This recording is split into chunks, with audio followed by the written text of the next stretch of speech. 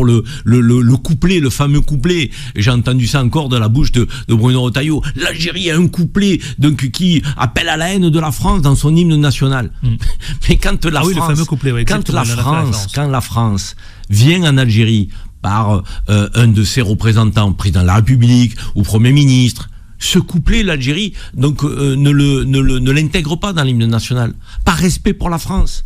Après, ce couplet, pour les commémorations historiques, il est intégré. Ce couplet, il a été écrit en pleine guerre d'Algérie. En pleine guerre d'Algérie, il a été écrit, je crois en 56, par un poète algérien.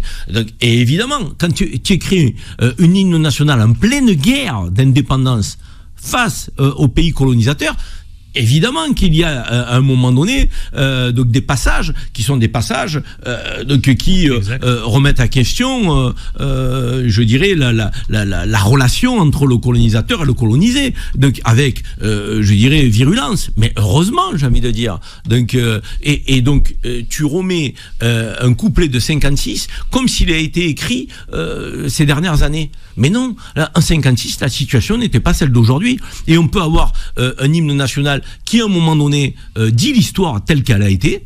Donc une histoire violente avec un colonisateur violent dont l'Algérie a voulu effectivement se départir, et à un moment donné ne pas dire que l'Algérie est anti-française.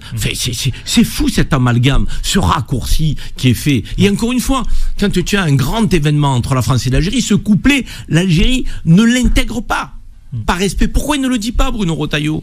Mais en revanche, pour des commémorations historiques, oui, bien sûr, le déclenchement de la guerre en 54, le 1er novembre 54, ce couplet, il existe. Parce que c'est un couplet qui reprend effectivement l'histoire de l'Algérie.